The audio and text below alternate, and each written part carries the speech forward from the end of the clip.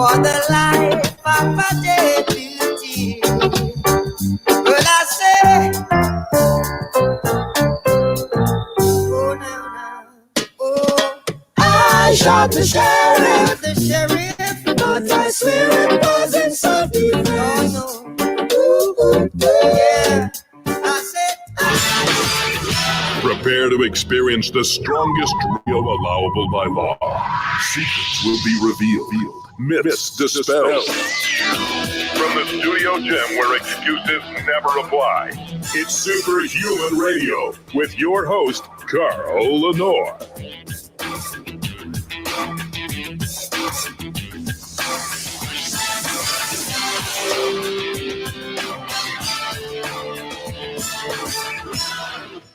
Hey, welcome back to another episode of Superhuman Radio. It's the beginning of 2021, and all of us want to be more motivated moving into 2021. Let's be honest, 2020 kind of sucked, really sucked. Some of us are starting from scratch, like me, starting over. Some of us just want to improve on our game. Regardless of how you look at it, we need to be focused. And we need to be able to move past obstacles, either obstacles that were there before or the obstacles that we're moving towards. And there's a guy I know who I call the comeback kid for a reason. And I think that if we could get inside his head and understand how he ticks a little bit, many of us could find the inspiration and motivation deep down inside ourselves to make the kind of gains and progress that we want to make. Of course, before we have Dave Pulcinella join us, I have to thank our title sponsor, and that is, of course, Legendary Foods. Legendary Foods introduced the tasty pastry to the sports nutrition world, to those who like low carb, low sugar. And the tasty pastry just got better. The new tasty pastry is called birthday cake style. It has 20 grams of protein, 0 sugar. But the old tasty pastry tasted like a Pop-Tart. It was that hard pastry crust. This is more like a flaky apple turnover filled with juicy, delicious filling. Everybody who tastes them says this is a game changer for the industry of sports nutrition. You can go to shrnetwork.biz/legendary or eatlegendary.com and you use the code SHR10 and you'll save 10% off. I promise you, you won't be able to keep these in your house. Your kids will love them. You will love them. You'll want to eat them constantly. Check them out. Legendary Foods' new birthday cake tasty pastry. 20 grams of protein, 0 sugar, nothing but goodness. Check it out. Now, without further delay, an old friend of mine, and I can say that because I am old, and that is my buddy Dave Pulcinella. How are you, Dave? Carl, how you making out, man? It's been a long time. We're both here, right? Last show, Dave and I did. By the way, last show that Dave and I did, I'm going to find a way to re-air it soon. Yeah, because it's called The 6 Foods That Work. If you are, first of all, I was hanging out with Aaron Singerman over New Year's Eve. Oh, really? Aaron looks better than I've ever seen him look. He does. His shoulders are huge. His arms are huge. His waist is tapered. Aaron eats every 2 hours on clockwork, the same foods. And this is the thing that people don't get. People see guys like you training in the gym like animals. They don't understand that the hard part is eating all day long, day after day, week after week, month after month, year after year. Yeah. That's where the hard work is, right? And that really is the part that separates those who make the progress, like you see getting better and better in the gym, or those doing the same thing and looking the same time after year, which is most people. And then you have that person who can do that, and it's very, very rare. And those are the ones that always look good and are getting better. And Guess what, Carl? The 6 foods that work still work. Yeah, right. They still do. Yeah. And we'll talk more about that in the show, and I will re-air that show. But I call you the comeback kid because ever since I've known you, you have dealt with obstacles like a Sherman tank. You get knocked down And there's no doubt in my mind that, well, Dave will be massively strong again. It's just a matter of time. It's just like, when's it going to happen? Right. Right. Where did that come from? Is that something that you learned from your dad? I mean, your brother Mike is a successful videographer. Where did you learn that determination that, and because I know you don't really like, you even say in one of the Raising the Bar is that you don't even really like training for hours and hours, do you? No. I never loved training for the sake of training. Most bodybuilders really love being in the gym, and they love the actual activity that the training itself. They love it. I knew it was a means to an end and a tool to get me to where I wanted to be.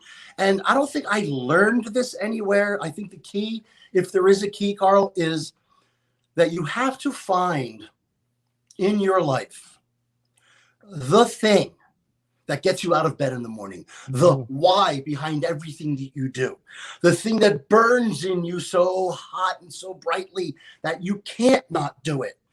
If you have that thing, and very few people do ever find that thing, unfortunately, but if you have that thing, the things you need to do to get there are automatic.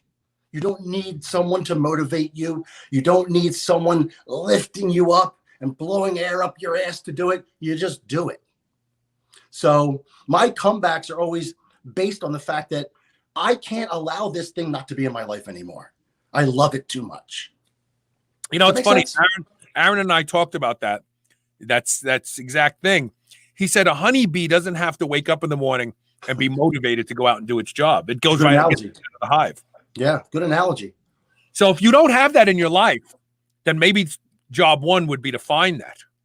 If you find that, a lot of answers, a lot of doors open up, and all of a sudden you see very clearly what it is you were meant to do. And I fortunately saw this at the age of 12. Two things, actually. I saw bodybuilding and I saw music as the two things I wanted to do. I was lucky enough to have two passions, which I really feel blessed to have had. So bodybuilding at 12, what does it look like? Where were you? What did you see? What made you go, I want to look like that? Bodybuilding at 12 is a study in frustration because, as you know, we do not have the requisite hormones at that age to really make any appreciable changes. So I was kind of beating a dead horse at that point, but I had the image of, like so many people, of Arnold Schwarzenegger's physique in my head. Because 1975, the year I was 12, was the year Pumping Iron came out, the movie. And I saw that, and it just lit up like a neon light. This is what I want to and will do. So it was very clear to me at that point. And I actually, it's a funny story. My cousin Steve and I used to work out in my basement. So Steve Pulcinella, who is a powerlifter, famous strongman, he was on my show. He was on my show. Oh, was he really? Yeah, when he was having problems with GERD. He's another one who's had a lot of adverse conditions. Yeah. But he and I used to work out in my basement. And what I had done was, you used to have to wait until Pumping Iron came on Channel 12. And the only way I knew was reading the TV guide. And I'd find out when it was going to be on. And I got my cassette tape recorder and I recorded it on a cassette tape. And I would play that cassette tape in my basement, just listening to the movie Pumping Iron while we worked out. And that was so motivating to us, just to hear the movie in the background while we were training. That's hilarious. That's something. Yeah. So 12, you get turned on to bodybuilding. Yeah. At what age do you think I want to compete? By 15, I wanted to compete. And we made that happen. At 15, you're usually too young to do anything really on a real stage. But at 14 to 15, I started to get I already had a whole posing routine put together based on what I had seen on Pumping Iron and how those guys posed, taking a bit of Ed Corney and a bit of Franco and a bit of Arnold, a bit of Lou, and putting it all together into my own thing. I already knew how to pose. Had a complete posing routine by the time I was 15. So what me and Steve did, because we wanted to compete so bad, but we were so young, is we actually held our own show in his basement. Really? Yes. And I believe it was, 1978, 79? No, 81. It was 81. And we called it the Mr. Ridley Park, PA contest. And literally 6 or 7 dudes from the neighborhood, some were wrestlers, some were young bodybuilders, all around our age, still in high school, showed up the day of the show. And my cousin Joe and a couple other guys were the judges. We had a judging panel, and we had a backdrop, we had lighting, and we had 7 contestants, and we had a show. That's Free so judging cool. and the night show, the whole thing, the whole day was spent in his basement doing this competition. And That's I won. hilarious. Steve took second. I can't remember who took third. But that was my first win, Mr. Ridley Park. And that was it for you, right? Like once you get the That was it. I loved it. I had a routine all made up for that. We had posed to music and everything. So my first real show, though, was a couple of years later, not too long after that, the teen Delaware County, where I proceeded to take dead last. Really? So that had a sting, right? 7th out of 7. I literally had no idea what I was doing. I wore a bathing suit instead of posing trunks. I didn't tan. I had tan lines. You know, I was on white legs. Right. My posing was good. I knew how to pose. I Right. hadn't dieted. I didn't know anything. So Right. that really taught me what I needed to do to come on stage and look the way, you needed to look to do a show. The next year I came back and won the show, the Teenage Delaware County. So Let's fast forward for a second to a series of documentaries that were made about you and your career as an NPC competitor called Raising the Bar. Yeah. And your brother Mike was the videographer, and he followed you through your life for quite several different periods of your life when you were preparing for shows. But there was one, I think it was for the very first one, maybe it wasn't, maybe it was Raising the Bar 2, where you came into the picture seriously out of shape. In fact, I wanted to 3. That was the third 3. one. Okay. Yeah. So you had I want to chronicle your setback. So I want to just put this up here just for a second to show where you started and where you ended up. Mm-hmm. Over what period of time was that transformation? What So period all 3 Raising the Bars, all 3 of them chronicle my comeback and my attempt to finally turn pro. Right. I realized at that point that I only have a set number of years left to do this thing that I love.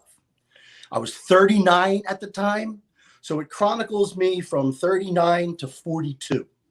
All 3 Raising the Bars are that time period, 39 to 42, in my attempt to turn pro. So he follows me around for my qualifier, which was the Delaware State East Coast Classic, and then follows me to all the national pro qualifiers. Right. So that was the time period. But yeah, the third installment of that, it opens up with me reeling from a devastating breakup, being on my own, had not done anything for 6 months, no gear, no training, eating whatever I want, and the results. What about? Do you like alcohol when you're deep in the bottom like that? I'm not a drinker. Okay. I'm you really don't not a have that. drinker. Yeah, that's not my thing. I don't really struggle with that, staying away from alcohol. But I got to be honest, during my last prep, my final prep, I really did want to have a nice glass of champagne, but I couldn't do it. I thought to myself, this has probably been my last year, because I'm starting to want things that I never even thought of before. Yeah.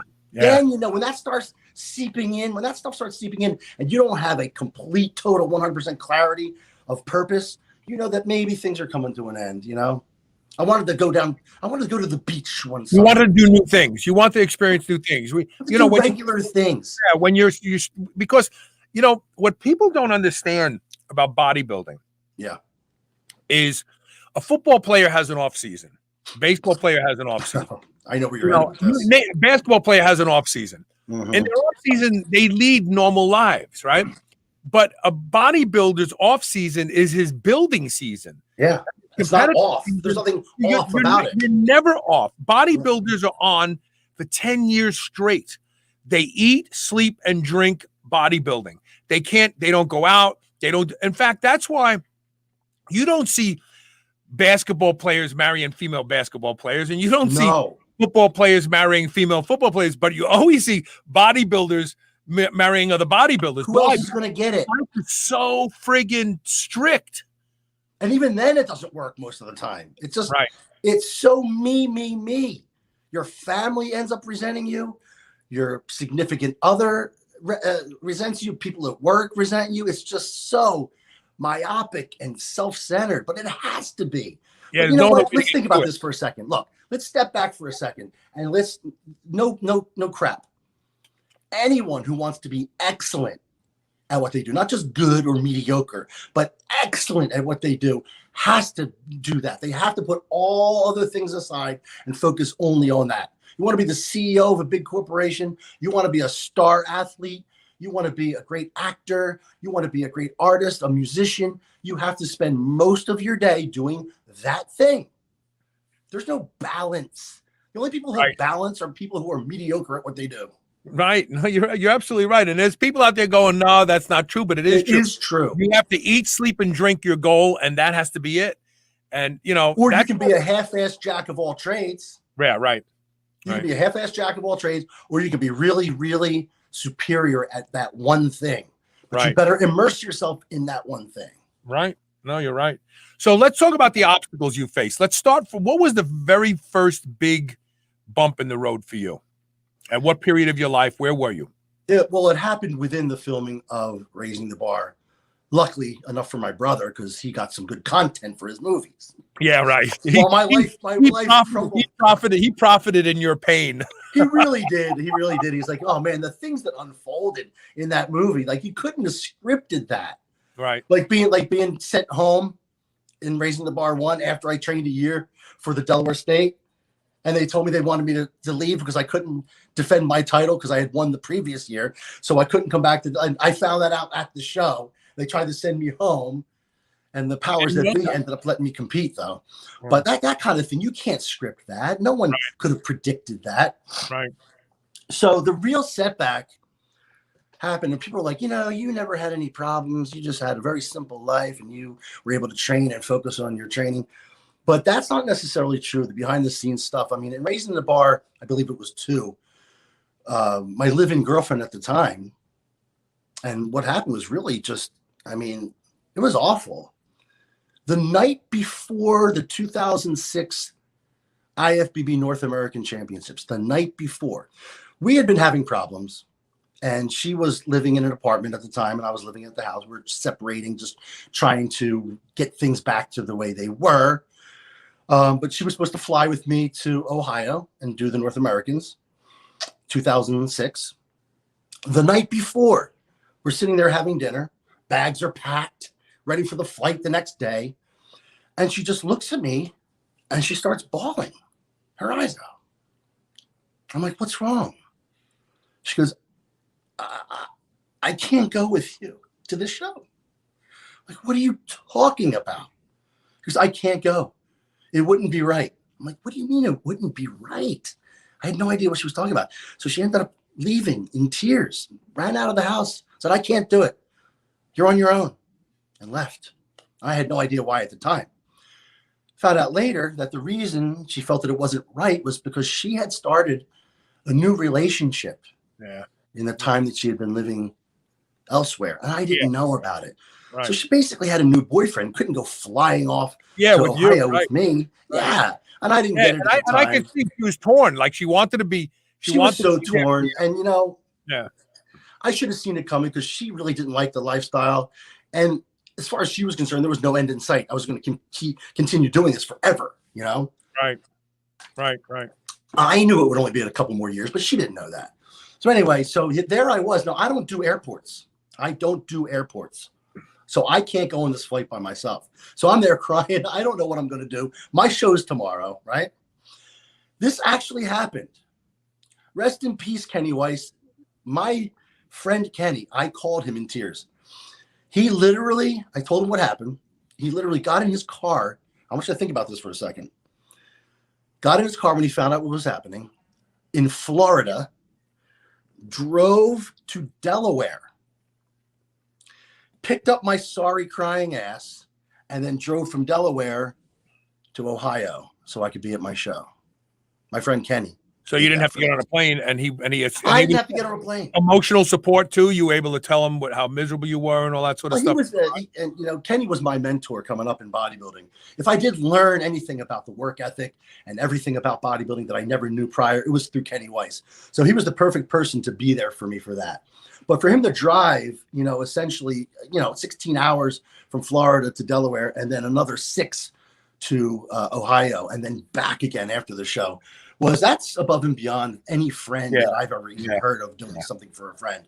It's just really transcendent to me. But he saved my ass, and I went to that show and I won. You did win.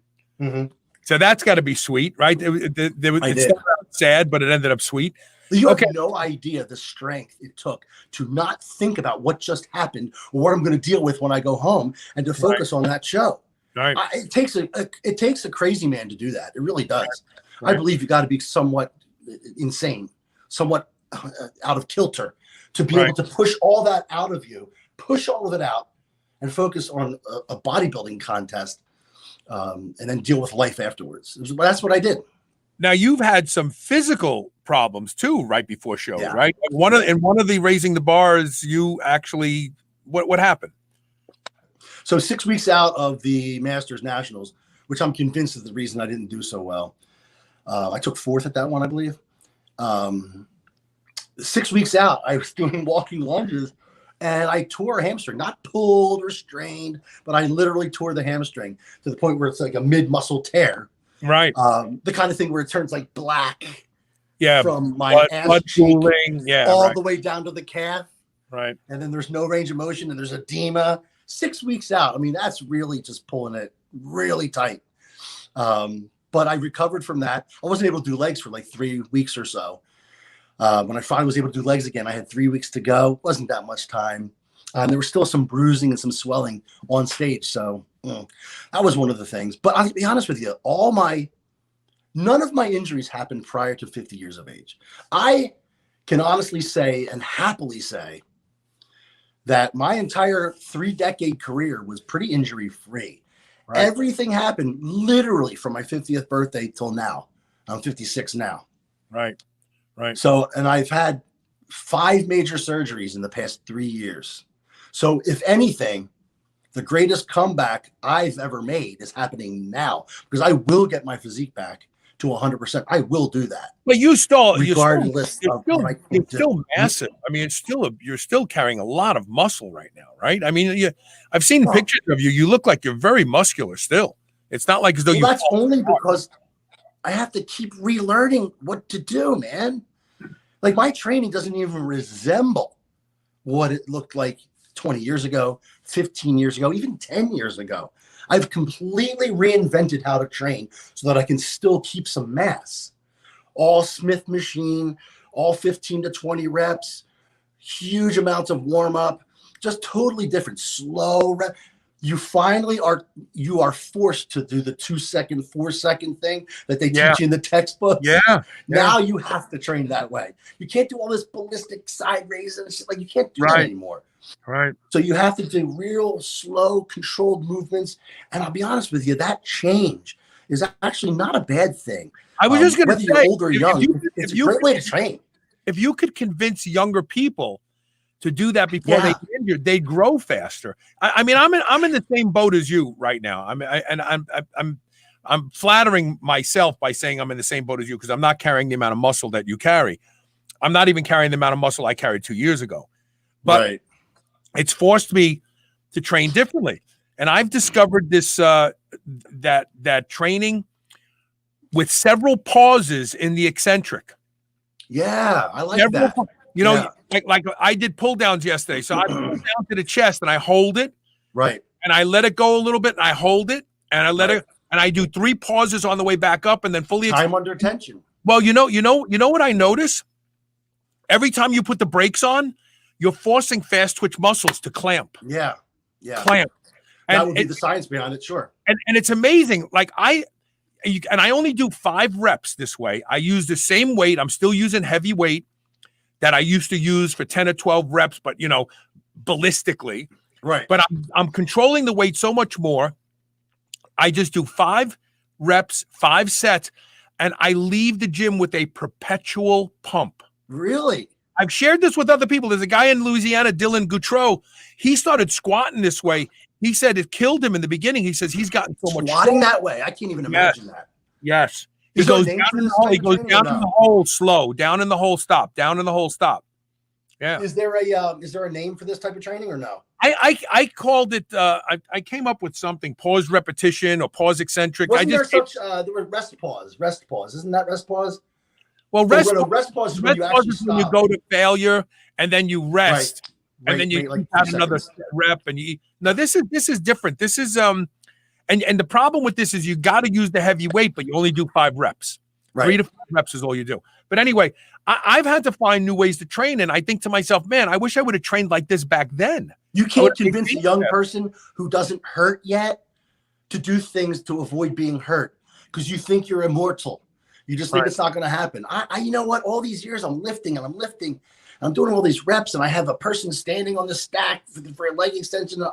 I was never once thinking it's just a tendon that's making all this happen. That's holding everything together. What happens when that thing wears out? Well, I'll tell you what happens when that thing wears out. What happened to me?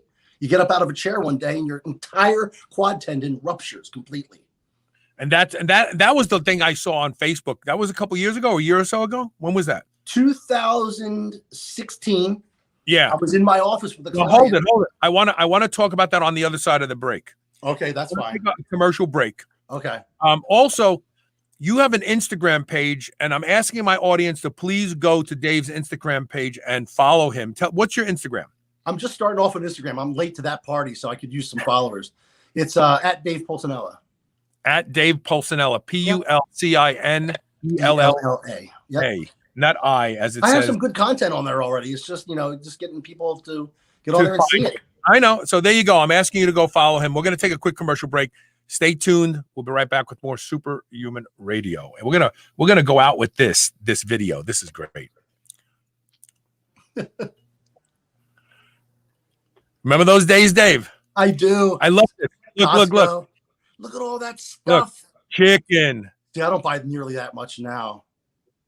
No, you're not trying to be. I Look just at that. don't Look at need that. to do that. No, I don't need to do that. Yeah. That's crazy. Yeah. All right, stay tuned. We'll be right back with more Superhuman Radio.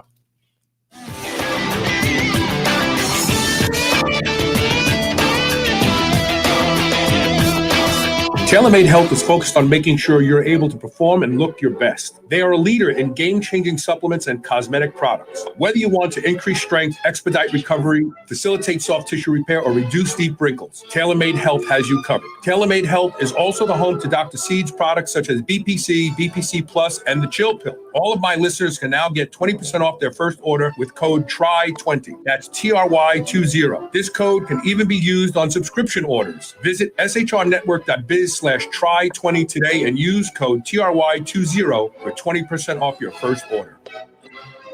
Are you ready to change the way you age? Of course you are. That's why you're here. Juvicel is a new first-of-its-kind dietary supplement that includes 10 key research-backed ingredients shown in studies to support lifespan. Things like resveratrol, fisetin, quercetin, pterostilbene, sulforaphane, turmeric, all in a single dose. You may have some of these ingredients already, but Juvicel is the first to combine them all into a single product to support your lifespan. It's vegan, non-GMO, and sustainable. Live better longer with Juvicel. Go to shrnetwork.biz/live better. Use code SHR and save 20% off today. Whether your goal is to build muscle or burn fat, you'll find everything you need at Redcon One. Need help getting a good night's sleep? Try Fade Out, or the most popular pre-workout supplement on the market today, Total War. Sign up for their new Transformation Challenge and win $10,000. Or shop for apparel that people at the gym will know that you are serious about your training. Need a testosterone booster that works? Check out Boomstick. Whatever you need, you'll find the best quality supplements on the market at Redcon One. Go to redcon1.com. That's REDCON1.com, or go to superhumanradio.net and click the Redcon One banner ad today.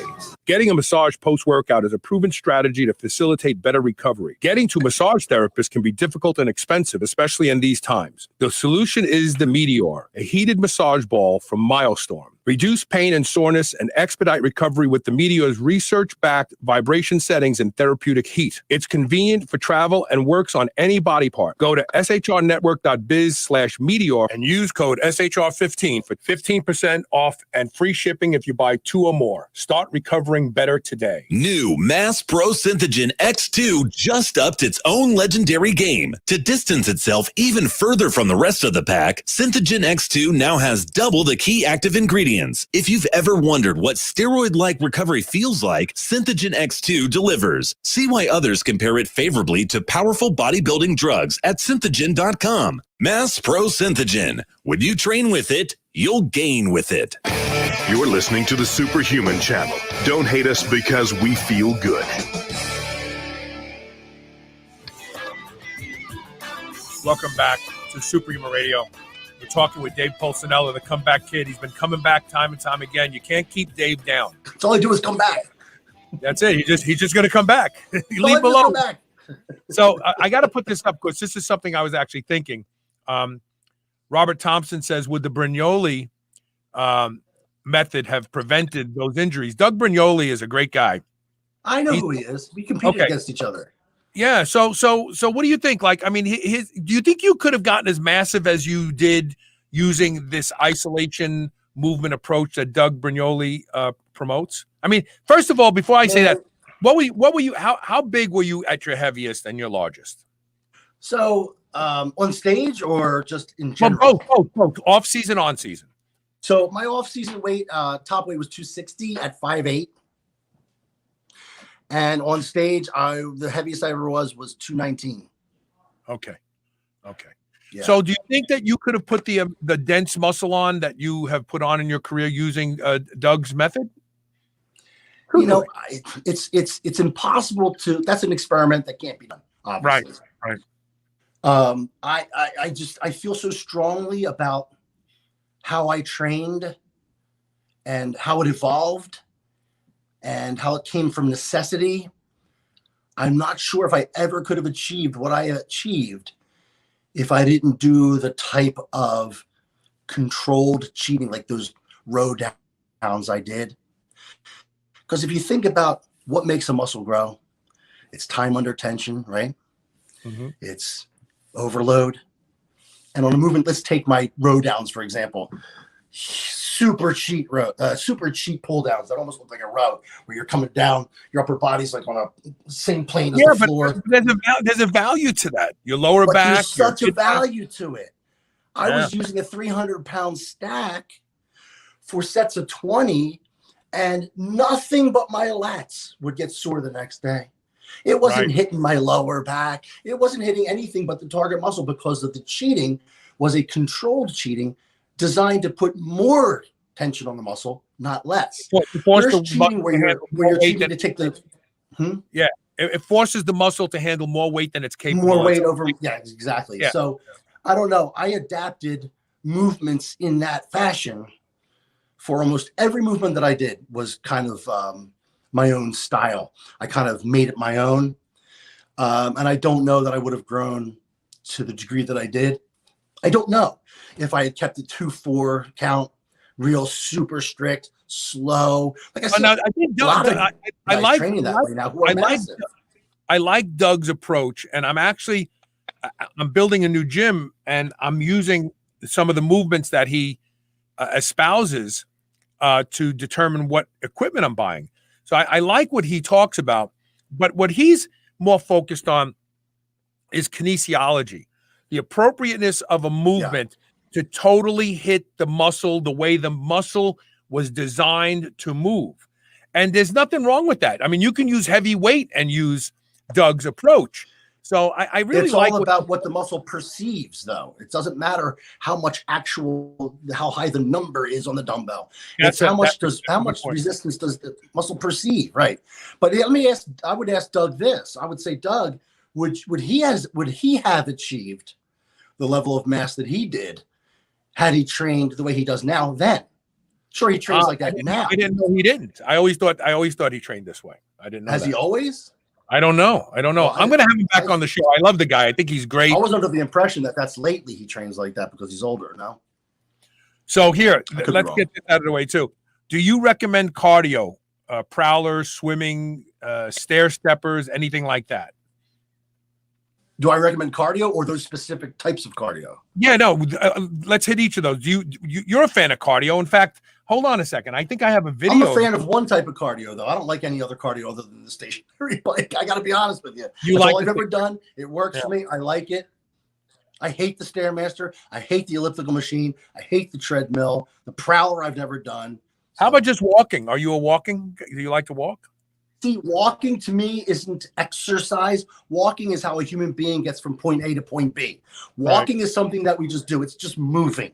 I don't believe that that's a form of cardio because it's too mild and your body will get accustomed to it so quickly and then hit a wall that you can't unless you're speed walking with ankle weights on. You know what I mean? You got to make it progressive. So on the stationary bike, I can always go up a level of resistance or add to my RPMs or add the time. How about a Prowler? I like the Prowler. I like to push the sled and things like that. Are you a fan of that kind of stuff? I've never done the Prowler. Well, for me now, there's no way my knees would handle it. Right. There's no way. Right. Maybe back in the day, I would have enjoyed something like that, but I don't know. I always liked doing the stationary bike. It was my thing, man. And I do recommend I think cardio should be in anyone's program as a component. I agree. With very few exceptions. Very few exceptions. There are people I have. Holy crap. None. Holy crap. Wait a minute. I got to stop the show. Is that right? Is that Matt Meinrod watching the show right now? Oh, man. Look, Matt Meinrod said, look who it is. Wait a minute. Is this live? Yeah, of course it's live. Oh, I didn't know we're live. Yeah. Don't pick your nose. I thought this was being recorded. Matt Meinrod, look at that. I can't believe that God, I haven't Matt Meinrod is honoring this show. And I mean that sincerely. I love Matt. Matt's a great guy. He lived in Louisville. Nothing else to do. Oh, no. He's a big fish over there, Redcon 1. Big fish. I just signed on with Redcon 1, as a matter of fact, as a rep. 1 floating shelf, 2 books. You're better than that, Dave. That's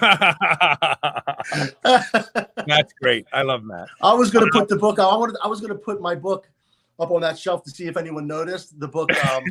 The art of how to not give an F. Yeah, not giving an F. Yeah, I've seen that too. Anyway, Matt, thanks for being here, brother. So let's talk about the fact that you are in probably the biggest comeback of your life right now. Talk about that. Oh no, it's not. It's without a doubt the biggest comeback. So, like I said, between 2016 and now, I've had 5 major surgeries. But you got to hear how each one of them happened. It's just hilarious. I swear, I wish I had better stories for how these injuries happen. But literally, they're just from time and wear over the years. And then what was it going to be that was the straw that broke the camel's back? What was it going to be that was going to make the thing tear, you know? And the first one happened, like I said, in 2016. I was with a client in my office. And I got to stand up out of my chair. And I guess I put too much weight on the right leg. And it just, with a huge audible pop, it snapped. The quadricep tendon completely ruptured. My quad swung up to the top. Big gap between the knee and the quad. You know what I mean? I know. The kneecap fell to the side. And I fell to the floor screaming. And then the ambulance came and scooped me up off the floor and put me on a stretcher and carried me away. Now that is a 6-month recovery.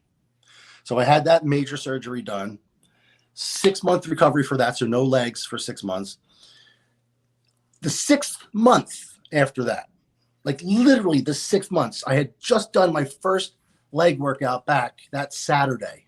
What did you do for your first leg workout? Just curious. Were you like light leg presses and light leg curls, and that's it. But I felt so good because 6 months ago I was literally laid up. I had a full leg cast on, and it was a mess. So that day that Saturday I had done my first leg workout back after 6 months, and I was really happy to be able to do legs again. The next day, Sunday, I was delivering something to a friend of mine. Their daughter answered the door. I was on their front porch, and their dog, who tends to be a little unruly, she forgot to put him in the cage. So he lunged out the door at me, and I fell backwards and twisted a little bit. And my left one, the same exact thing happened. On the other leg. The day after my 6-month anniversary. So this had to be an anatomical defect. It had to be. Well, I don't think it was an anatomical defect in as much as it was literally a million reps of leg curls over 40 years, or leg extensions over 40 years with the stack, ballistic movements. It's like you're sawing away at that. Was there any Do you know what I soreness? mean? Ever any soreness in that area? Any soreness? No. What now? No, right before the injuries. Did you have any? They've been giving me problems. Yeah. They had been giving me problems. And anyway, when that dog knocked me down and I heard that pop, I knew exactly what it was and what it meant. It meant another 6 months of what I just went through. And I started crying. And they thought I was crying because I was in pain. I was crying because of what I knew I needed to go through again. So that's another 6 months. After that, my shoulder was giving me problems. So I went to the doctor. He MRI'd it. Sure enough, it was a rotator cuff tear, but it wasn't all the way off the bone. So I could still use it. He said, if you just use it carefully, do lightweight, slow reps, be careful, you can get a lot more years out of this without having surgery. She said, just don't fall on it or do anything like that. That night, I was asleep and had a bad dream. And in that dream, I was in a fight. And in that fight, I lunged at the person. And in real life, when I lunged at the person, you jerked. in my sleep, I lunged off the bed in my sleep and landed directly on that shoulder and tore it the rest of the way off the bone. Oh man, I can't Which believe is exactly what he told me not to do. This is like if somebody was telling a bad joke, like this is how it would start, right? So I had to have the surgery on that one. That had me in a sling for 3 months. Then when I came back from that, I was doing cable curls, and this one went pop. Needed the same surgery on that. Same surgery. It's so interesting that you unilaterally damaged your body. I did it one limit at a time. You bilaterally damaged your body. Those were all damaged tissue that finally came home through. Matt Meinrod put something up that's true. What? For older guys like us, I mean, I'm 62 now. BPC 157 and mechano growth factor are two peptides you should always have, and you should use them every single day. What was the first one? Half a milligram a day of BPC 157. Yeah, this is what I heard. And 300 micrograms of mechano growth factor a day. Do you know a good place to get those though, like where it's legit and all that? I'll text you after the show. All right, because I will get on that. Peptidesciences.com. Okay, because it's been too long. I've been hearing about this for now 5 years, and I haven't done it. And there's no reason I shouldn't, right? Peptidesciences.com. Use the code SHR to get 10% off, and you all can right, get. I'm going to have you text that to me because I'm going to do it. But Matt's right, and older guys like us, we need to have it because these soft tissue starts to dry out. The other thing that you got to remember is glucosamine and collagen protein. Yeah. Collagen, I'm doing big time right now. Yeah. Critical. I have been for a while. Love that. I'm also doing a lot of fish oil and EFAs. So that helps. So Robert Thompson says, do you think gear contributed to the risk of injury? Because it makes you so much stronger. Two things. First of all, not only does gear make you stronger than your connective tissue, which is a known fact, but it also over time eats away at the connective tissue. Through what mechanism, I don't know, but it definitely weakens it over time. So when you're a guy who's been on gear for 30 years, your connective tissue isn't what it was. And then things like Winstrol dry out your joints, which makes it worse.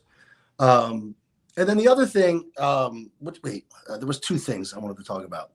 So the fact that the gear dries it out, and what was the other thing?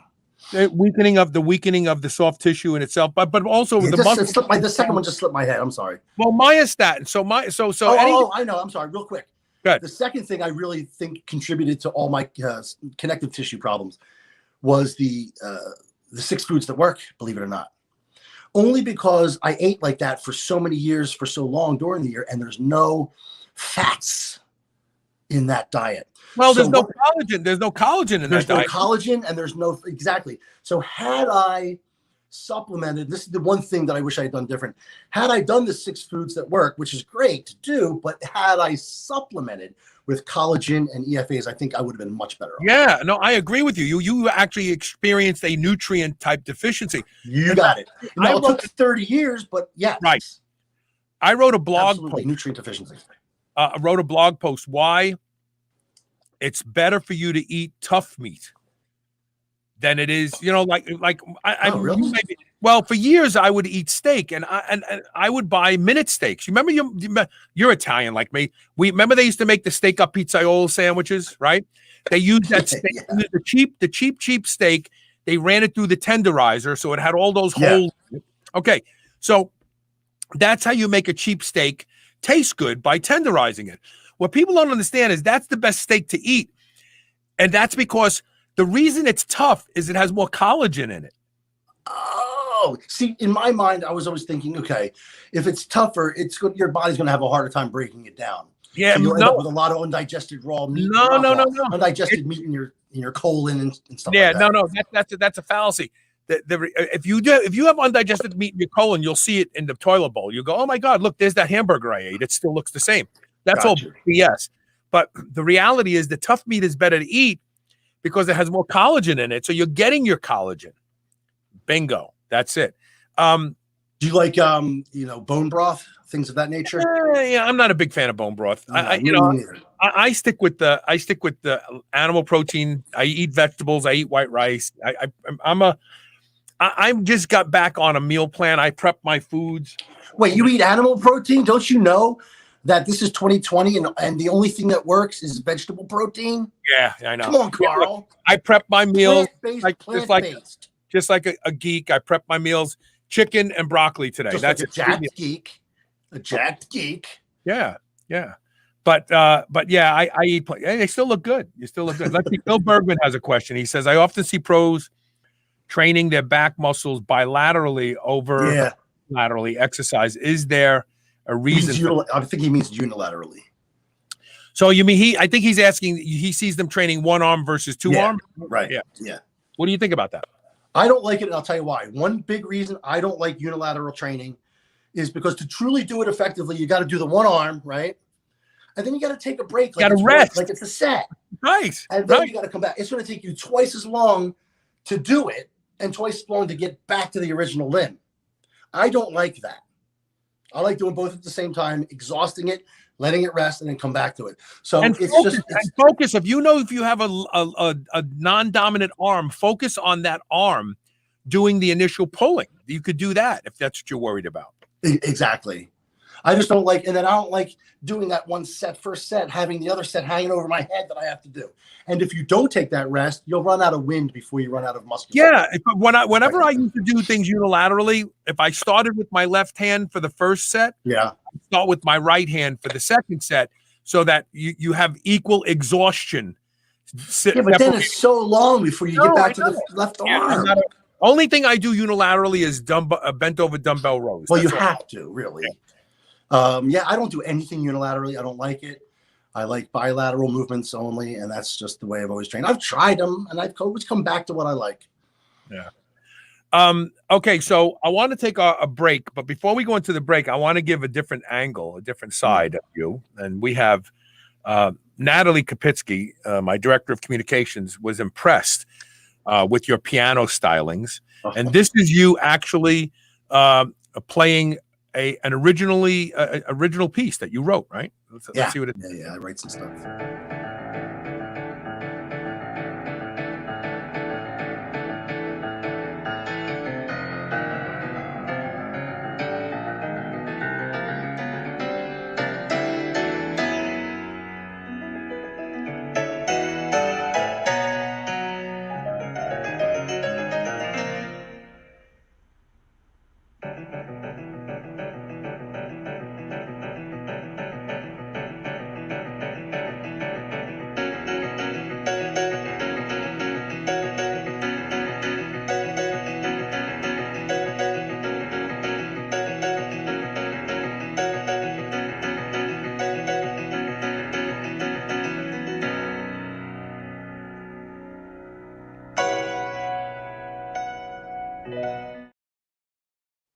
That's pretty cool. That sounds a little jazzy. That sounds a little jazzy. It sounds like something you'd hear in a Broadway play or something like that, Broadway show. Well, my influences are all jazz, classical, and so forth. It's I'm not really a pop player. Right. So my music does reflect a lot of esoteric type jazz fusion influences and things like that. Yeah, very kind, very I'm glad cool. she liked it. I'm glad she liked it. Yeah. She was like, Sometimes my pieces are too weird for people. now we're all weird here at Superhuman Radio. Oh, There's I nobody, like being we surrounded have by no, other in weirdos. fact, in order to work here, you have to agree that you're not normal. We're going to take a quick commercial break. We'll be I'll sign a right back. waiver. Yeah. Yeah, Dave Pulcinella. Stay tuned.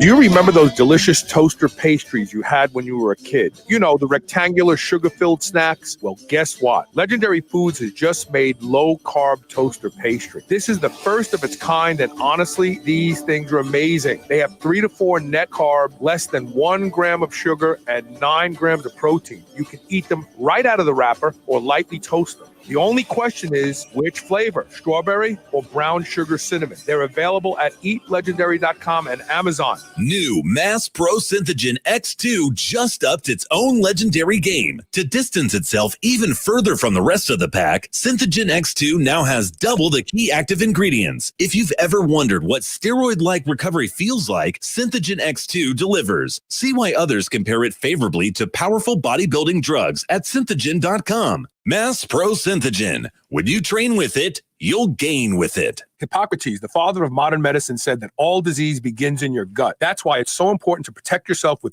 boosted immune system. If you drink coffee, tea, smoothies, or really any beverage in the morning, and you're looking for a tasty way to start your day and defend yourself against harmful bacteria, then I have just the thing for you to try. It's called the Ultimate Immunity Protection Stack, and it was put together by my friends over at Bioptimizers. Their immunity stack has 3 products which contain over 18 natural herbs and probiotic blends formulated to fight and eliminate bad bacteria like E. coli, salmonella, gram-positive and gram-negative bacteria, and repair compromised gut lining. It also includes psychobiotics, which help increase serotonin and happy chemicals to naturally elevate your mood, performance, and cognitive function with no side effects or dependencies. It's a great addition to your morning routine, and it tastes amazing. Just stir it into any beverage, sip, and enjoy. It's the ultimate way to boost your immune system right before the holiday season. Go to shrnetwork.biz/protect and use code SHR10 and save an extra 10% off on the. You won't find this deal or stack anywhere else. For fast shipping and the best deal, go to shrnetwork.biz/protect today. By now, you're aware of the cognitive benefits of nootropics. My friends over at Pure Nootropics are giving my listeners 10 to 30% off their already great prices on over 70 high-quality nootropics. Stock up on DHM so you can feel good after your holiday celebration, or try the Superhuman Stack to boost your brain and energize your day. Go to shrnetwork.biz/pure, that's PURE,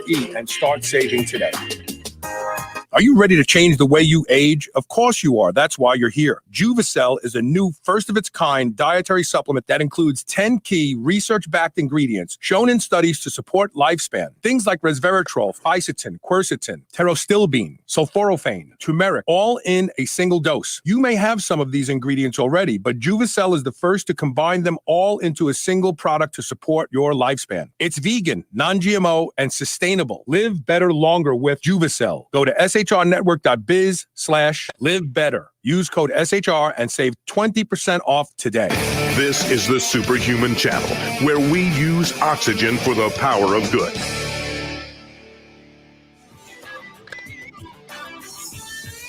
Welcome back to Superhuman Radio. We're talking with Dave Pulcinella. He is the comeback kid. If you see Dave, he's coming back from something. And coming back from work, coming back from home. So right now you're in the biggest comeback of your life. You've suffered. Oh, without a doubt, yeah. Battling so much physically. Do you still get up every morning with the same enthusiasm that you did when you got up and jumped right on your enthusiastic? Yes, I was up at 5:30 this morning, and my butt was on that stationary bike by 5:45, and I love it. It feels great. I'm happy to still be able to do it. My knees don't feel the same while I'm doing it, but I just power through it. And if I don't do it, man, the alternative is unacceptable. The alternative is that I'm a 56-year-old dude with a 56-year-old dude's body. That's not happening. Right. So whatever I can do, I'll do the hell out of it. I got to drink some water. Did I lose you? Did I? You get kicked out of Planet Fitness with that thing. You need one of these. Bottle. Yeah, I know. So we have some questions for you real quick here. Okay. Robert Thompson says, what supplements do you like? Creatine, protein powders? How much protein for the older guy? I like protein powder. I like a specific one. I like blends. I like the Hexapros. I like the 6 protein blend, hexatine, things like that. Redcon one. I love their blend. It's great. Tastes great. I use essential fatty acids. I love that. And I use those. Again, when you're eating the 6 foods that work, there's not much dietary fat in those. You need to take a supplement for your fats. Multivitamin always. Not much other than that. I don't do pre-workouts. Not much ergogenically. Just the food-based supplements and things that are basically nutrition-based. They're not ergogenic. Have you tried the new ready-to-drink MREs from Redcon One? I have not tried that yet, dude. But I'm going to. How are they? How good are they? Unbelievable. Really? 40 grams. What flavors that right there? This one is vanilla. They have vanilla. They have blueberry cobbler. They have strawberry. I think it's strawberry shortcake, and then they have, of course, the classic chocolate. Nice. 40 grams of protein. Get a load of this. Beef isolate protein, egg protein, rice protein, and pea protein. No whey protein. There's a lot of people out there who are trying to avoid whey protein. Yeah, it's getting bigger and bigger. Yeah. There's beef protein, egg white protein, plant-based protein. Yeah. Oh, yeah, I also like beet powder. Powder for my blood pressure. Does it really help you? You notice a difference? It's insane. It's so cheap. It's not a medication, and yet I'm sure the medical field does not want you to know about it because it just works, and it's just. Omar Hurtado said, "True legends," meaning me and you. I think. What's that? Omar Hurtado is. Yeah, I know. True legends. I said, I think he's talking about me and you. See, that's what happens when you get old, Dave. They call you a legend. Regardless of what you've done, it doesn't matter. Just being old. Yeah, look, right. It's like saying 2 relics. That's more like it. Yeah. Thank you, Omar. That's very sweet of you. Bill Bergman wants to know if you think that DECA is good for HRT. Not necessary, but it is good if you have bad joints. HRT, man, you really should just do a low dose test. That's all you need. Once you start stacking everything, it's beyond HRT, and now you're into stacking. Right. So you might as well just run a cycle. Right. Not to mention the progesterone side effects that some people are very, very prone to with DECA. You just don't need it. Keep yourself low dose test. Just replace what you're losing, and you'll be fine. Yeah. If you start to get greedy with it, that's where all the side effects. And for every action, there is an equal and opposite reaction. So whatever you're doing that's making you feel great today will make you feel equally as shitty tomorrow if you stop it. So don't take it all the way up here just to have it come all the way down here. So I don't think you need DECA for HRT. So Scott Taverner says, Matt in the comment section, almost the last call out again. Matt Meinrod in the comment section. Yeah. So you've done quite a few podcasts over the years. You and Aaron, when we had Off Topic, you and Aaron Singerman started Pulsing Radio, which was a combination between Pulse and Singerman. And Pulcinella. And then you also did Last Call Out. Who did you do Last Call Out with? Did you do that with Matt Meinrod? First Call Out. First Call Out. Who did you do that with? No one wants to be in the Last Call Out. That was Matt Meinrod. That was me and Meinrod. Yeah. That was me and Meinrod's baby. Oh, we loved it. It was so much fun. Sometimes that show would go on for 3 hours without us even realizing it. Well, because you were able to pontificate about things that you really loved and you knew about, which was bodybuilding. And like you and I, Matt and I had really good chemistry, and it just was so easy. There's nothing strained about it. It just came so easy and it flowed naturally. So 3 hours would go by and we didn't even realize it. We're just having fun, Now, me, on the other hand, who knew nothing about bodybuilding, we had some bodybuilder on Off Topic, and I asked him if he saw Kevin English in the 212 class, that particular competition. And Aaron goes, "Yeah, Carl, he was in the show." He was like, he was one of the athletes on the stage. I was like, "Oh, I don't know. I didn't know who." That's what I learned. Don't talk about bodybuilding. You know nothing about it. Just stay away from it. So what is your background with body? Why did you choose this industry. If you're not a bodybuilder and never was, recreationally you are. Right? So I actually did a show about this with Anthony Roberts back in 2008. There's the word bodybuilding and there's the sport bodybuilding. Right. They're very different.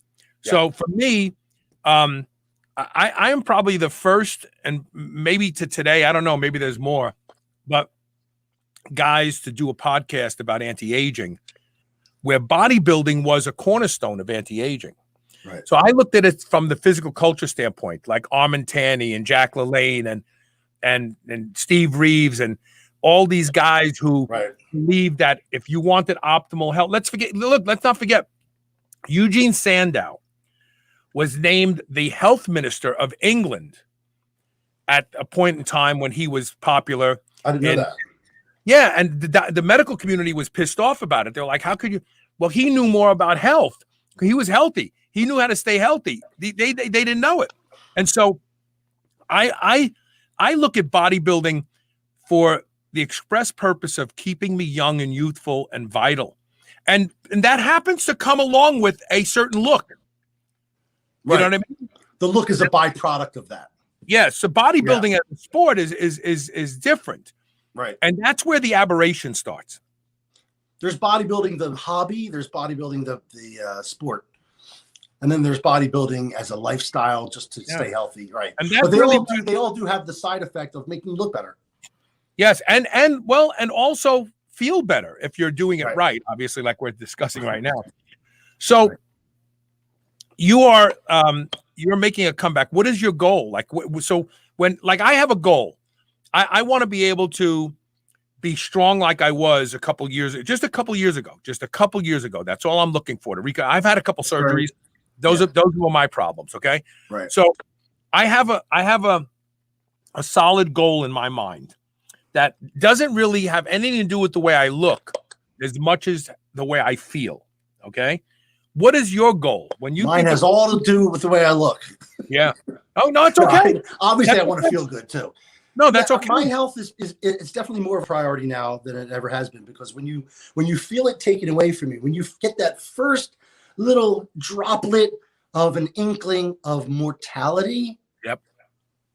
And that's really what happened not with the first one. When I tore that first one, it was really no big deal. Yeah, yeah. And it wasn't. It was like, oh, I finally got an injury. Yeah. Hey, at least it happened long after I retired. I'll just do what they tell me to do and I'll be healed and I'll come back. That's great. But then when that second one went, it became more systemic. It wasn't just an isolated thing. It was like, if it happened to this one and it happened to this one, there's something going on in my body as an entirety, as an entity. You know what I mean? So it's systemic. Whatever this thing is everywhere. And then this went. And then this sealed went. It. And then this went. And then I had to get this one redone. So that's 5 right there. Right. So I'm like, something's going on. And it has to do with age and time. Mm-hmm. And I never had to even think about that before.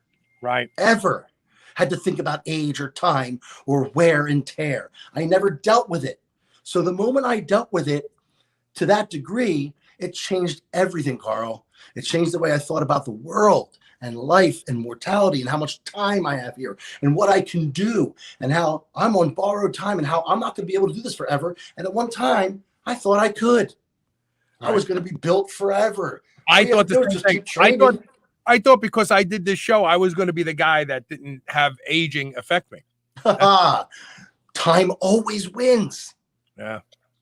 Time always wins. So after that, I adjusted my training and everything. And my goal at this point, and it's a lofty one, but I want to, and no one has an idea, because I won't post pictures of what this has done to my physique over the years, what it did. And my starting point, my spindly little cellulite-ridden legs, my little tiny little arms, where you can see the humerus through it. It was awful.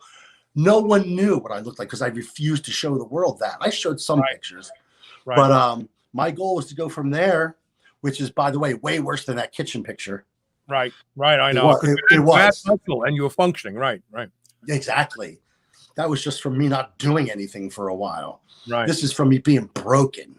Right. So not only am I dealing with the fact that, there were injuries, but now I have to train different, and there's a lot of things I can't do. So this is such a challenge that it excites me. It's an actual opportunity. That's how I'm looking at it. Yeah. It's an opportunity for me to do something I've never done before and to prove to myself that I can overcome anything. So the training's got to be totally different. There's a lot I can't do any free weights anymore. I can't. Everything's machines. So the question is, can I get to look like I did when I was 45 at 56? Being able to do a fraction of the things I was able to do. All right. I can still eat the way I ate. I can still do that. And let's be honest, that's 85% of it. It's 85%. So as long as I lock in to those 6 foods, which is I'm doing right now, and my body's changing daily, by the way, 45 minutes of cardio on that bike every morning at 5 o'clock a.m. and whatever I can do in the gym with weight training in my modified style, that's what I'm going to do until my body evolves into what it's going to be. Then we're going to see what it is. And my hope is that it looks like I did when I was 45, 2 or 3 years after retirement. Because that's when I was at really my best. I'm gonna start communicating with you behind the scenes because I need I want to talk to you because I'm on the same road as you. My leg strength and leg mass has disappeared because I haven't been able to train legs for years. Can't do anything. But I'm able now. I'm able now. Okay. I have some lunges were the staple. They were the bedrock of my leg and ass training routine, and I can't do them with body weight now. Right. So I had to think of something else. It's ridiculous. We have questions piling up here, so I'm going to take but before we take the last commercial break, I have another clip I want to show when you were making your own protein drinks out of tuna. So this is no audio. Tuna is a beverage, it says. Tuna is a beverage. He's scooping the tuna in his mouth and then drinking it down with water. Like a pill. Yeah. So I posted that recently, and I got into a disagreement with Ian Vier about it. And Ian Vier swears up and down that you shouldn't do that, you're never going to digest your food, that you're diluting your stomach acids. Yeah, I beg to differ. I was thinking a little bit about that when he said you're not going to digest your food. Drinking water with a meal will slow the digestion process down, but it doesn't stop it. What happens is your gut has to deal with the water first and get it out. So if that's in fact a concern, I have a sponsor, and this product here, let me see where it is. They're called Bioptimizers. Those of you who watch the show know about Bioptimizers. They have a product called HCl Breakthrough. It's hydrochloric acid and several other protease enzymes and so on. So if you're going to drink water with your meal, just take a couple of these with it, because then what happens is the water becomes hydrochloric acid. So you're satisfying your need to drink the meal down and get it down. Because, what people don't realize is a lot of those champion like eaters, the ones that go to the eating contest, they eat like 60 hot dogs. Yeah. They're drinking water every second. I know. Down. I know. I thought of that as well. If you add some HCl Breakthrough from Bioptimizers, a sponsor of my show, this turns that water into hydrochloric acid, and now it's going to actually digest your food faster. You know what else, though? Think about this for a second, Carl. Every bodybuilder that we know drinks 1 to 2 gallons of water a day and eats 6 to 7 meals a day anyway. So there's always water and food in your belly. Yes. Always, whether you're doing it at the same time or you're eating your meal and then 5 minutes later you're drinking. What difference does it make? Exactly. No, you're right. You're right. The gut deals with it by getting the water out first and processing the water, and then the digestion becomes. That's first. But it's not going to be. Right. It's not going to be hours. It's not going to be hours. All right, we're going to take a last commercial break. Water empties from the gut. Water empties from the gut in what? 5 minutes? At least less than that. Probably less than that, really. All right, we're going to take a break. We'll be right back with more. If you have questions, more questions. Yeah, we have some questions. Sit tight. Okay.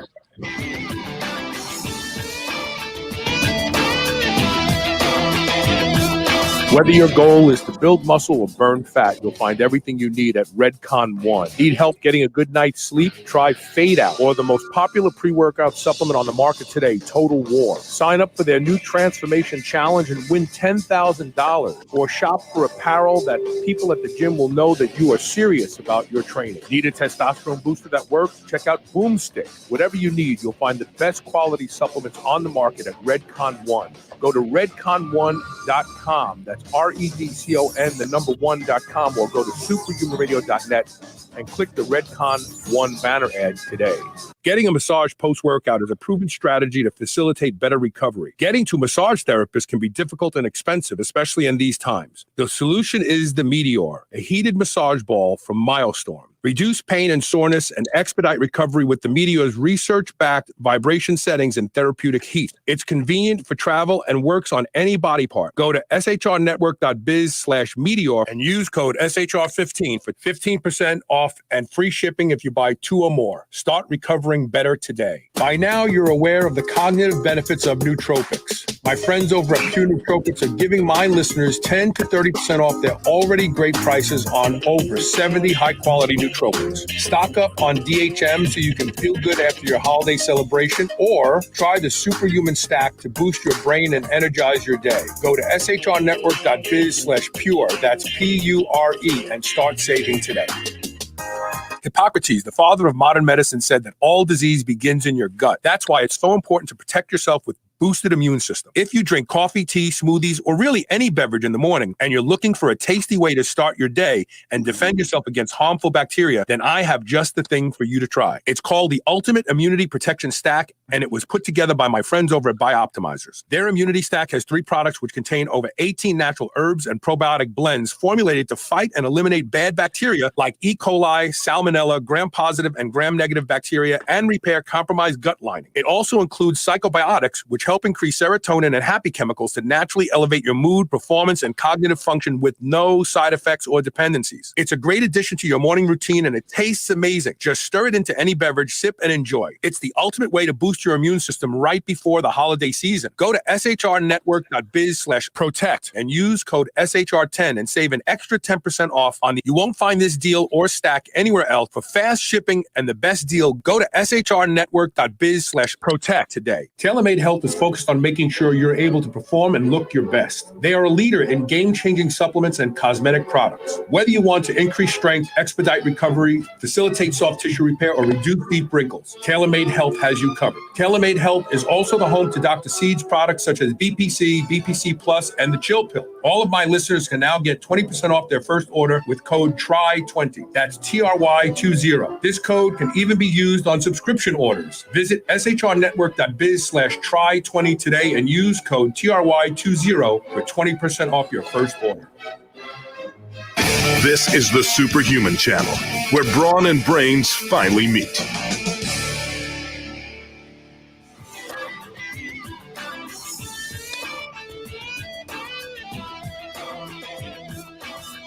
Welcome back. Brawn and brains finally meet. Who's the brawn? Who's the brains here? Neither one of us. That's what I thought. I'm just total misnomer. I don't know who they're talking about. That guy used to work here. He doesn't work I'm here. making that up. Okay, so we have some questions. So the first one comes from Bill Bergman. He says, any tips on approaching girls in the gym? Don't. Yeah, all right. Don't. Let them work out. Leave them alone. Best advice. They hate that. Even if they would like you otherwise and they thought you were good looking or whatever, just wait until they're done working out. Just don't approach them in the work. Just don't. And let them approach you. And don't try to go up to them and try to help them. That's even worse. Like the old damsel in distress thing. Just don't do that. Leave them alone. It's the best advice I can give you. Especially if they look like they're really working out. I know how to get the prettiest girl in the gym to come over to you. How? So I was training legs one morning, and this was at an old powerhouse gym here in Louisville, and the squat rack was all the way the furthest in the corner. And it was about 6 a.m. in the morning, and there wasn't anybody in the gym. I walked in. I was the only one in there. And I had done a couple sets of warm-ups. I was graduating up to my working weight. I had really bad gas. And I thought, there's nobody in the gym. Nobody in the gym. right? That's how to get her to walk over. So I let out the worst protein fart in the world. And I'm like, by the time people get here, it'll be gone. And literally, as I finish farting, this really hot chick comes walking into the gym, walks straight to the rack right next to me. So she's looking at, we're both looking in the mirror, and I'm like, I don't even want to look at her, right? Because I'm the guy in the elevator that farted. It's not a matter of who did it. Like, it's obvious who did it. She looked at me with the most disgusting grimace and just walked to the other side, because she must have got a whiff of it in her mouth and face, and she was like, "Oh, you disgusting pig," and she walked away. So if you want the hottest chick in the gym to come over to you, fart. You know what I always say? If you're alone and lonely and you want someone to walk into the room, just fart. Yeah, there you go. See? Like, literally, I could be in my office alone for 2 hours and fart, and then someone will knock on the door.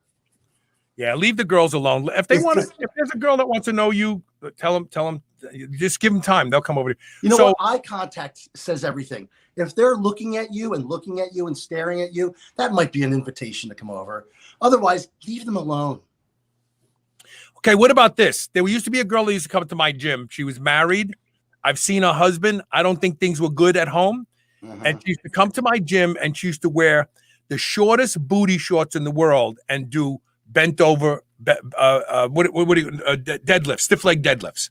And like, you could literally, like, she was doing them, she knows that you could like see her ovaries. Yeah, you can see her ovaries. Exactly. So what do you do? I just looked away. First of all, I didn't want to get caught looking at her. Like, I didn't want to be that perv. Well, that's what she wants. She wants you to look at her. Why else should she do that? That annoys me when they dress like that. You look, and then they act offended that you looked.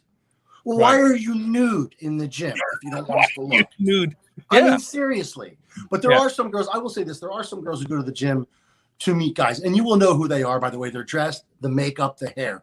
But if she's there to train, leave her alone. Yeah. That is the singles bar for some girls. So some girls do go there to meet guys. But you don't know that they want to meet you. Michael Nippert says, "Good luck. I hope you can do it." Thank you. Robert Thompson says, "Try road cycling because you like bike." No. The concentric hills. I'll tell you why, because it's never constant. So when I'm in the meat and potatoes of my cardio, I'm literally at 105 RPMs in the pedal at level 10 the whole 45 minutes. There's no way to approximate that on the road. It's just you're up, you're down, you stop pedaling, you're coasting for a couple seconds, you get to a red light. There's all kinds of things that are I'm not approximating what I'm doing at home on the road. It might be more cool and interesting with the scenery, but I don't give a hell about that. You know, it's interesting because I watched the director's cut where your brother and you and a girl whose name I can't remember right now. Jennifer Emick. Okay, we're commenting about the Raising the Bar 2. And so your brother was there, like you woke up, you got out of bed, you got right on the bicycle. Yeah. And you said you were shocked. You said, wow, I didn't realize I started out pedaling at that high RPM. And then you said, that's why I was fat. I didn't understand that. Like, I would think that pedaling at a high RPM would be. That's why I was fat. Yeah, you said a fat F, you said. I said that? Yeah. Go back. I said I was fat because I started off on high RPM? You said, I can't believe I got right on the bike and was up at that high RPM. That's why I was a fat F. Really? Yeah. You know what? I got to go back and listen to it because I'm sure something is being lost in translation because that's not, it makes no sense. It's making no sense to me. Yeah, it's around the 4-minute mark. So it's real easy. It's right at the beginning of because I usually start off with 80 to 90 RPMs and then you build to 105. You were wailing like right from the get. Right from the beginning? Yeah. You said, and you commented, you go, I can't believe I started off at that high RPM. And maybe I said I started off like that because I was fat and I needed. Oh, maybe that could be it. That could be it. We'll see. I'm going to look at it. I'm going to watch it. Bill Bergman said, thanks for the tips on meeting a girl. Yeah, just fart. The hottest girl in the gym will come right over. Draws them to you. And Robert Thompson says, fixed gears, no coasting, constant cadence, not boring, skill involved. So maybe you should give it a try. I have one. EMS device. You don't need you. What do you think about those? The electromagnetic stimulators, the electric pulse stimulators. You Yeah. think guys like us when we've had injuries. Yeah, and I'll tell you why. Because, for instance, over the past 4 years or so, not my entire calf, but just the inner head has just disappeared. I still have the outer head, so now there's just like one side of it bulges out like this, and the other side's like almost scooped out. It's gone, and the reason is nerve damage. So if the nerve is not innervating that muscle, there's no way. I don't care how many calf raises I do. Right. It's not going to build. So I put the thing right there, the pad unit. Yeah. I zap them. That's the only way they're going to get any stimulus. And do you see any change? Yeah. Really? You got to do it every day though. And I have the unit, and I put it on there, just on that inner head of my calf, because that's the only way to stimulate that muscle. Now, if you can stimulate it normally, you don't need it. It's going to be pointless to do that. But if you have a muscle that through nerve damage is not innervating, it's not firing, then there's nothing you can do exercise-wise. So you got to bypass that whole nerve system, and you got to go, direct. Got to go direct connect. Yeah. So you have a business where you do supplement nutritional counseling, right? Yeah. How do people find you if they want to reach out to you and get some advice from you? Well, my website is pulsenutritionconcepts.com. Pulse? Pulse, yeah. Pulse. It's a play on Pulcinella. Yeah. Pulsenutritionconcepts.com. That's the best way to contact me. And there's a field on there you can go in and inquire about my prices and what I offer. And to give your Instagram again, please. Instagram is at Dave Pulcinella. At Dave Pulcinella. I'm sorry about the typo. It says Pulcinelli on the screen. Oh, it does? Yeah, that's okay. Nobody sees that anyway. Did you do any research on your topic? Any research on which topic? Me. You didn't spell my name right. Wait. Who spelled it? P-U-L. Oh, I don't know. Somebody misspelled. With an I at the end. Yeah, Pulcinelli. Well, that's if there's more than one Dave Pulcinella. Yeah, plural. It's Pulcinelli. Pulcinellis. Right. Yeah, there you go. Yeah, that's plural. That's his name, plural. It's been fun hanging out with you. Oh, you too, always, man. Yeah, and I'm going to keep in touch with you, and we'll progress together. Yes, and I want you to send me the peptides that I'm supposed to do for my connected. I'll text you literally right after we get off the air here. Awesome. All right, thanks to everybody who participated live. Today is Friday, which means I'm off for the next couple of days. But we will be back Monday. We have lots of great shows planned next week. We have Lane Norton coming on. Oh, nice. He's always interesting. Lane is great. Lane just pulled the 700 and something pound deadlift after having all sorts of back problems. Well, don't forget, he had like ruptured discs and he had all sorts of back problems, and he came back. And he's a natty. Yes, been natty his whole career. He's a natty who doesn't believe in the 6 foods that work, by the way. Yes, we've had many arguments about it. No, I know. He's, everything works for everybody that it works for. You know what I'm saying? That's a really good way to put it. Yeah. It really is. Yeah. But yeah, Lane is going to be on, and we'll be talking about nutrition. We'll be talking about his recent, breaking his recent goal. And bye-bye. Thank you for having me. All right, Dave. Talk to you soon, brother. Take care. We'll see everybody on Monday. Thanks for being here.